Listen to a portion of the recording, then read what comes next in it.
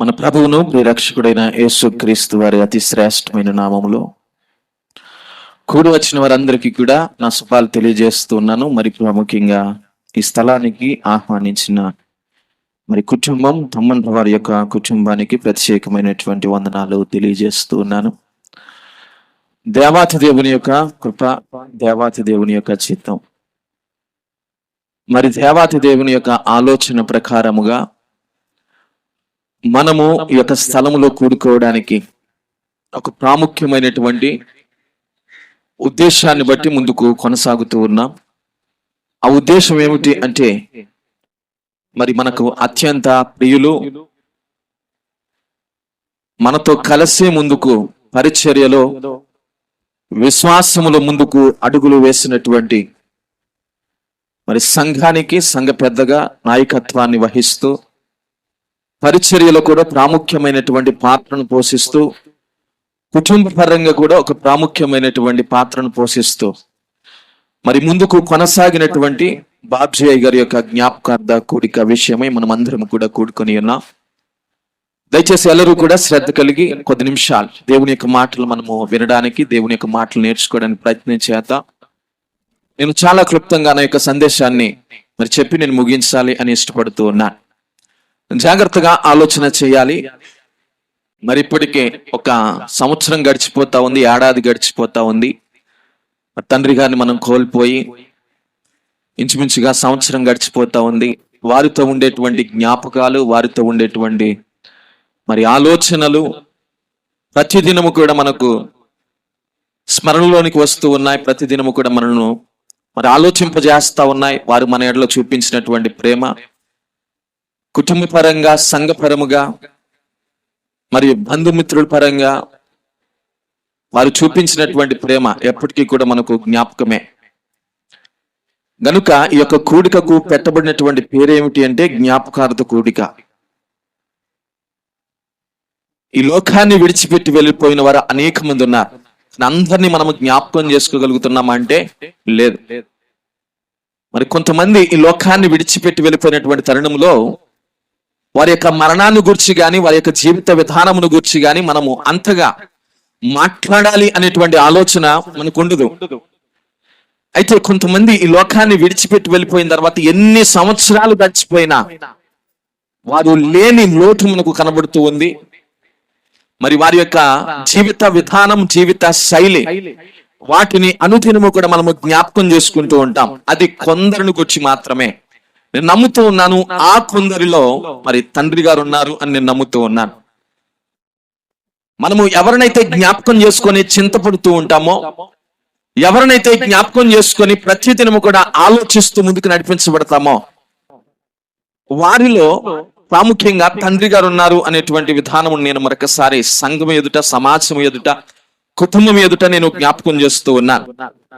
అయితే ఈ జ్ఞాపకార్థ కూడిక లేకపోతే ఆచరణ కూడిక, ఈ కూడికలు చాలా ప్రాముఖ్యమైనటువంటి కూడికలు. ఎందుకు అంటే, మరి దైవజనులు వాక్యాన్ని వితుతున్నప్పుడు కానీ, సంఘటనలు పాటలు పాడుతున్నటువంటి విధానంలో కానీ, లేకపోతే వాక్య ధ్యానం చేసేటువంటి విధానంలో కానీ, మరి చాలా విధాలుగా మనల్ని సిద్ధపరచడానికి, చాలా విధాలుగా మనల్ని హెచ్చరించడానికి, మరి ఈ లోకాన్ని విడిచిపెట్టి వెళ్ళిన వారిని మనం జ్ఞాపకం చేసుకుంటున్నటువంటి తరుణంలో మనకు కూడా ఒక సమయం రాబోతూ ఉంది. ఏదో ఒక సమయంలో ఈ లోకాన్ని మనం విడిచిపెట్టి వెళ్ళిపోతాం అనేటువంటి ఆలోచనలు మనం ముందుకు కొనసాగుతాం. కనుక ఈ కూడికలు చాలా ప్రాముఖ్యమైనటువంటి కూడికలు. మన వివాహానికి వెళ్తున్నటువంటి తరుణంలో మరి స్త్రీ పురుషులు ఏ విధంగా ఉండాలి అనేటువంటి సందేశాలు, పుట్టినరోజులకు వెళుతున్నటువంటి తరుణంలో మరి దేవుడు పిల్లలను ఏ విధంగా ఇస్తాడు అనేటువంటి సందేశాలు, మరి ఇలాంటి మరణాన్ని గురించినటువంటి కూడికల్లో మానవుని యొక్క జీవితం ఎంత విలువైనది, ఎంత ప్రాముఖ్యమైనది అనేటువంటి సందేశాలు మనకు వినబడుతూ ఉంటాయి. కనుక ఈ కూడిక చెప్పాలి అంటే మరొక మాటలో హెచ్చరిక కూడిక. ఏ కూడిక చెప్పండి? హెచ్చరిక కూడిక. ఈ కూడిక ద్వారా దేవుని యొక్క లేఖనం మనకు సెలవిస్తున్నటువంటి మాట ఏమిటి అంటే, ఈ కూడిక ద్వారా మనము ఆశీర్వాదాన్ని పొందుతాం. ఎంతమందికి మాట అర్థమవుతుంది? జాగ్రత్తగా ఆలోచించాలి. ఈ కూడిక ద్వారా ఏం పొందుతాం చెప్పండి? ఆశీర్వాదాన్ని పొందుతాం. ఎలా ఆశీర్వాదాన్ని పొందుతామో అంటే, మనము పరిశుద్ధ గ్రంథాన్ని చదువుతూ ఉన్నప్పుడు చాలా లేఖన భాగాలు మనలో అనుదినము కూడా బలపరుస్తూ ఉంటాయి. అయితే మరణమును గురించి చాలా చోట్ల రాస్తాడు భక్తుడు. మరి 66 పుస్తకాల్లో కూడా చాలా చోట్ల రాయబడ్డాయి. ఇంచుమించుగా 40 మంది ప్రవక్తలు దేవుని చేత మరి ఏర్పరచబడి దేవుని చేత నడిపించబడినటువంటి తరుణంలో చాలా చక్కటి సందేశాలు ఇవ్వడాన్ని మనం చూస్తూ ఉంటాం. ఆ సందేశాల్లో మరణమును గుర్చినటువంటి, పునరుద్ధానమును గుర్చినటువంటి సందేశాలు చాలా ప్రాముఖ్యమైనటువంటి సందేశాలుగా మనకు కనబడుతూ ఉన్నాయి. చూడండి, ఒక లేఖన భాగాన్ని నేను మీకు జ్ఞాపకం చేస్తాను. ఆ సామెతల గ్రంథం 10వ అధ్యాయము 7వ వచనాన్ని చదువుకుందాం. సామెతల గ్రంథం 10వ అధ్యాయము 7వ వచనం. నీతిమంతుని జ్ఞాపకం చేసుకొనుట ఆశీర్వాదకరమగును, భక్తిహీనుల పేరు అసహ్యత పుట్టించును. చాలండి, చిన్న ప్రార్థన చేసుకుందాం. మహాపరిశుద్ధుడా, సకల ఆశీర్వాదములకు కారణభూతుడైన మా దేవానికి స్తోత్రం. కూడిన వారందరిని బట్టి మేము ప్రార్థిస్తూ ఉన్నాం. మరి ప్రాముఖ్యంగా నీ యొక్క వాక్కులు ప్రభు కొద్ది నిమిషాల పాటు మేము నేర్చుకుంటున్నటువంటి తరుణంలో మా అందరిని బలపరచండి నాయన. మరి ప్రాముఖ్యంగా అయ్యా బాబ్జీ గారి యొక్క జ్ఞాపకార్థ కూడికకు విచ్చేసినటువంటి మేము వారి యొక్క జ్ఞాపకాలన్నిటినీ కూడా మరొకసారి మేము తలంచుకుంటున్నటువంటి సమయంలో ఆ జ్ఞాపకాలన్నీ కూడా మాకు ఆశీర్వాదకరంగా ఉండటకు సహాయము చేయమని ఉన్నతుడైన యేసయ్య నామమును బట్టి ప్రార్థన అడిగి వేడుకొనుచున్నాము తండ్రి, ఆమేన్. దేవునికి మహిమ కలుగును గాక. ఎల్లరూ శ్రద్ధ కలిగి ఈ మాటల మీద లక్ష్యం ఉంచండి, జాగ్రత్తగా గమనించండి. ఇక్కడ సామెతల గ్రంథంలో చాలా ప్రాముఖ్యమైనటువంటి ఒక సందేశాన్ని ఇస్తూ ఉన్నాడు. మరి 7వ వచనంలో నీతిమంతుని జ్ఞాపకం చేసుకున్నట ఆశీర్వాదకరమగును అన్నాడు. జాగ్రత్తగా ఆలోచించాలి. ఎవరిని జ్ఞాపకం చేసుకుంటే ఆశీర్వాదకరం అన్నాడండి? నీతిమంతుని జ్ఞాపకం చేసుకున్నట ఆశీర్వాదకరము అన్నారు. చూడండి, ఇదే సమయంలో ఇదే తేదీన మనము గడిచినటువంటి సంవత్సరంలో మరి బాబ్జీ గారిని మనం కోల్పోయాం. చాలా చక్కగా మరి వారి యొక్క జీవిత విధానం, చాలా చక్కగా వారి యొక్క జీవిత శైలి, వారు నడిచినటువంటి విధానం మనం జ్ఞాపకం చేసుకొని మనము చాలా చింతించాం. కుటుంబ పరంగా, మరి సంఘపరముగా, సమాజ పరంగా మనము వారు లేనటువంటి లోటును ఈ సంవత్సర కాలంలో మనము అనుభవించాం. జాగ్రత్త గమనించాలి. అయితే ఈ లోకాన్ని అందరూ విడిచిపెట్టి వెళ్ళిపోవాలి. మరి ఎందుకండి ఈ వేదన? మరి ఎందుకండి ఈ దుఃఖం? మరి ఎందుకండి ఈ కన్నీరు? మరి ఎందుకండి ఈ యొక్క బాధ? ఎందుకండి ఈ చింత అంటే జాగ్రత్తగా మీరు ఆలోచించాలి. మరి ఒక వ్యక్తి ఈ లోకములో తన తల్లి గర్భమున పుట్టినది మొదలుకొని ఒక కుటుంబ వ్యవస్థలోనికి అడుగు పెట్టిన తర్వాత అనేక విధాలుగా ఆ కుటుంబముతో కలిసి బాండింగ్ ను ఏర్పరచుకుంటాడు. మరి సంఘముతో, సమాజముతో ఒక బాండింగ్ ఏర్పడుతుంది. ఆ ప్రేమ, అనురాగ, ఆప్యాయతలను బట్టి చాలా సార్లు వారు మన మధ్యలో లేనటువంటి లోటు మనకు తెలుస్తూ ఉంటుంది. జాగ్రత్తగా గమనించాలి.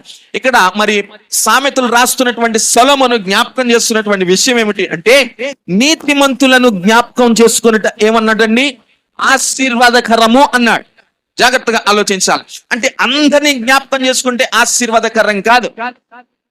ఈ రోజు నేటికి కూడా చాలా మంది మరి ప్రతి క్షణానికి కూడా ప్రపంచవ్యాప్తంగా మీరు చూస్తే ప్రతి క్షణానికి కూడా ఎవరో ఒకరు ఈ లోకాన్ని విడిచిపెట్టి వెళ్ళిపోతున్నారు. అత్యధికంగా మరణాలు సంభవిస్తా ఉన్నాయి. అత్యధికంగా ఈ లోకాన్ని విడిచిపెట్టి వెళ్ళిపోతున్న వారి యొక్క సంఖ్య అత్యధికం అయిపోతుంది.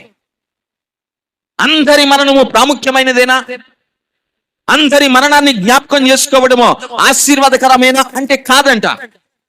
అంటున్నాడు, నీతిమంతుల యొక్క మరణం ఏదైతే ఉన్నదో ఆ మరణమును మాత్రమే జ్ఞాపకం చేసుకుంటే ఆశీర్వాదకరము అంటున్నాడు. బైబిల్లో మీరు జాగ్రత్తగా గమనిస్తే మరి 2 ఆలోచనలు కలిగినటువంటి గుంపులు ఉన్నాయి. ఒకటి దేవునికి వ్యతిరేకమైనటువంటి గుంపు, ఒకటి దేవునికి ఇష్టమైనటువంటి గుంపు. దేవునికి ఇష్టమైనటువంటి గుంపును గూర్చి పరిశుద్ధ గ్రంథాన్ని మనం పరిశీలన చేస్తే ఆ గుంపును గూర్చి పరిశీలన చేసి వ్రాయబడినటువంటి మాట ఏమిటి అంటే నీతిమంతుల యొక్క గుంపు అన్నాడు. నీతిమంతుల యొక్క సమాజము అన్నాడు.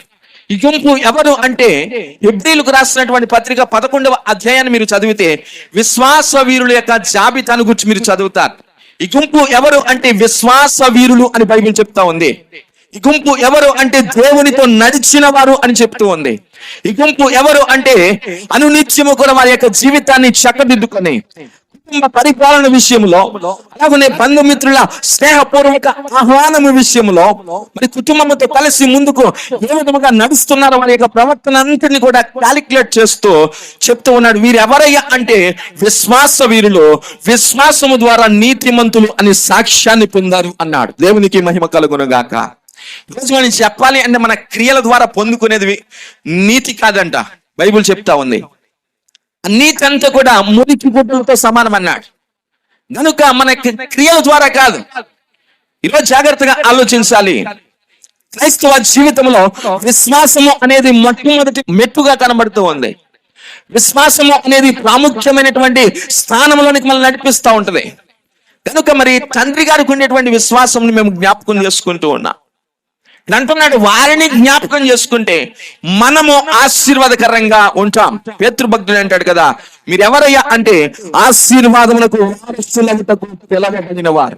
ఎవరమని చెప్పండి? మనము ఆశీర్వాదానికి వారసులు అవ్వడానికి పిలువబడ్డాం. అందుకని జాగ్రత్త గమనించాలి. మరి నీతిమంతుల యొక్క మరణాన్ని జ్ఞాపకం చేసుకుంటే ఆ మరణం ఎలాంటిది అంటే, ఆ మరణాన్ని ఎవరైతే ప్రచురిస్తారో, మరణాన్ని ఎవరైతే జ్ఞాపికలోనికి తెచ్చుకుంటున్నారో, జ్ఞాపిక అనగా స్మరణ, ఎవరైతే స్మరిస్తారో, సంవత్సరమా 2 సంవత్సరాల లేకపోతే 40, 30, 50, 70, 80 సంవత్సరాలు గడిచిపోయినా కొంతమంది పేరు చిరస్థాయిగా నిలిచిపోద్ది. ఇప్పటికీ కూడా కొంతమందిని గురించి మనము జ్ఞాపకం చేసుకుంటే చాలా స్ఫూర్తి పొందుతూ ఉంటాం. కొంతమందిని యొక్క పేరుని మనం జ్ఞాపకం చేసుకుంటున్నప్పుడు చాలా ప్రేరణ పొందుతూ ఉంటాం. ఈ మాటను మనం జాగ్రత్తగా ఆలోచించగలిగితే మరి నీతిమంతుల యొక్క మరణం ఏదైతే ఉన్నదో అది మనకు స్ఫూర్తినివ్వాలంట. ఏమి ఇవ్వాలి చెప్పండి? స్ఫూర్తినివ్వాలి. ఎందుకు ఆశీర్వాదకరము అన్నాడు అంటే వారు నడిచేటువంటి నడవడిక, వారి యొక్క జీవిత విధానము, వారు మాట్లాడేటువంటి విధానము, వారు చేసేటువంటి క్రియలు, వారు చూపించేటువంటి ప్రేమ, కుటుంబ పరంగా ఏ కుటుంబాన్ని ఏ విధంగా కట్టుకున్నారో వాటన్నిటినీ కూడా జ్ఞాపకం చేసుకున్నటువంటి తరుణం ఏదైతే ఉన్నదో ఆ తరుణాన్ని జ్ఞాపకం చేసుకుంటే అది ఆశీర్వాదకరము అన్నాడు. దేవునికి మహిమ కలుగును గాక. ఎల్లరూ కూడా శ్రద్ధ కలిగి ఉందాం. దయచేసి ఈ మాటల మీద లక్ష్యం ఉంచండి. నేను క్లుప్తంగా నా యొక్క సందేశాన్ని మీరు పెట్టాలని ఇష్టపడుతూ ఉన్నాను. అంటున్నాడు నీతిమంతుల యొక్క మరణము ఏదైతే ఉన్నదో మరి ఆ మరణాన్ని మనము జ్ఞాపకం చేసుకుంటే మనము ఆశీర్వాదకరంగా ఉంటాం, మనము దీవెనకరంగా ఉంటాం, మనము దీవించబడాలి, ఆశీర్వదించబడాలి అని దేవుని యొక్క కోరిక. చాలా సార్లు మనము ప్రయాస పడిపోతూ ఉంటాం. ఎలా మేము ఆశీర్వాదాన్ని పొందుతాం, ఎలా మేము దీవించబడతాం, ఎలా మా జీవితంలో కష్టం పోతుంది, ఎలా మేము అనుభవిస్తున్నటువంటి శ్రమల నుండి మాకు విడుదల ఎలా చేకూర్చబడుతుందని చాలా సార్లు మనము ఆలోచిస్తూ చింతపడుతూ ఉంటాం. కానీ దేవుని యొక్క లేఖనంలో ఒక చక్కటి ఆలోచన మనకు జ్ఞాపకం చేస్తా ఉన్నాడు. నీతిమంతుల యొక్క ప్రవర్తనను మనము జ్ఞాపకం చేసుకుని ఆ ప్రవర్తన పూర్వకంగా మనము నడిస్తే, ఆ ఆలోచన ప్రకారంగా మనము నడిస్తే, మరొకసారి కుటుంబానికి నేను చెప్తూ ఉన్నాను. మరి బాబ్జీ అయ్య గారు ఈ లోకాన్ని విడిచిపెట్టి వెళ్ళిపోయారు, అంకుల్ గారు లోకాన్ని విడిచిపెట్టి వెళ్ళిపోయారు. విడిచిపెట్టి వెళ్ళిపోయిన తర్వాత ఆయన మరణాన్ని గురించి మనము చాలా చక్కగా చెప్పుకుంటున్నాం. మరి రేపు మాపు మనం కూడా కన్ను మూయాలి, మనం కూడా ఈ లోకాన్ని విడిచిపెట్టి వెళ్ళిపోవాలి. అయితే మనను గూర్చి కూడా మాట్లాడేవారు ఈ లోకములో ఉండాలి, బైబిల్ చెప్తా ఉంది. కనుక వారి యొక్క మరణాన్ని జ్ఞాపకం చేసుకోవడం అంటే ఏమిటి అంటే వారి యొక్క జీవిత విధానము మనకు స్ఫూర్తినివ్వాలి. ఈ స్ఫూర్తి ఏం చేయాలి? మన క్రియలన్నిటినీ మార్చాలి. ఈ స్ఫూర్తి ఏం చేయాలి? సంఘంలో ఒక ప్రాముఖ్యమైనటువంటి పాత్రను పోషించడానికి మనం నిలవబెట్టాలి. ఈ స్ఫూర్తి ఏం చేయాలి? అనేక మందికి ఆశీర్వాదకరంగా మనము ఉండేటట్లుగా మనం నిలవబెట్టాలి. ఈ స్ఫూర్తి ఏం చేయాలి? మన మరణాన్ని కూడా ఒకానొక సమయంలో అనేక మంది జ్ఞాపకం చేసుకోవడానికి, మన జీవితాన్ని మార్చుకోవడానికి ఈ స్ఫూర్తి అంది మనకు ప్రతినిత్యము కూడా సహాయం చేయాలి. కనుక జాగ్రత్తగా ఆలోచించాలి. మనకు ఆ మాట అంటాడు కదా, కీర్తన 116వ కీర్తన 15వ వచనంలో యెహోవా భక్తుల మరణము ఆయన దృష్టికి విలువ గలది అన్నాడు. జాగ్రత్తగా గమనించాలి. ఎవరి మరణం అని చెప్పండి? యెహోవా యొక్క భక్తుల మరణం. మొదటి మాట సామెతల గ్రంథంలో మనం చదివాం, నీతిమంతుల యొక్క మరణము అన్నాడు. ఇక్కడ 2వ లేఖన భాగంలో చదువుతూ ఉన్నాం, యెహోవా ఎత్తులు ఎవరైతే భయభక్తులు నిలుపుతూ ఉన్నారో వారి యొక్క మరణము ఎవరి దృష్టికి విలువైనది చెప్పండి? దేవుని దృష్టికి విలువైనది. ఈ రోజు ఈ మరణము అనేటువంటి సబ్జెక్ట్, లేకపోతే మరణము అనేటువంటి మాట చాలా మంది పలకడానికి కూడా భయపడుతూ ఉంటారు. ఇలాంటి కూడికలు లేకపోతే ఎవరైనా చనిపోతే వారిని దర్శించడానికి కూడా కొంతమందికి ఎందుకో భయం కలుగుతూ ఉంటుంది. మరణమును గురించి అంతగా మనం మాట్లాడుకోలేం, మరణమును గురించి ఇంతగా మనము ప్రాముఖ్యమైనటువంటి పాత్ర దానికి ఇవ్వలేం, అది అంత విలువైనదిగా మనం భావించలేం. కానీ బైబిల్ చెప్తూ ఉంది అది ఎవరి దృష్టికి విలువైనది? మనుషుల దృష్టికి కాదట. ఎవరి దృష్టికి చెప్పండి? దేవుని దృష్టికి విలువైనది. విలువైనది కనుక దానిని మనము జ్ఞాపకం చేసుకుంటే మనము ఆశీర్వదించబడతాం. దేవునికి మహిమ కలుగును గాక. చివరికి ఒక మాట నేను చెప్పి నేను ముగిస్తాను. చూడండి, హెబ్రీయులకు రాసినటువంటి పత్రిక 13వ అధ్యాయము 7వ వచనం. చాలా శ్రేష్టమైనటువంటి సంగతులు అపొస్తలుడైనటువంటి పౌలు గారు ఇక్కడ రాస్తున్నటువంటి విధానము మనకు కనబడుతూ ఉంది.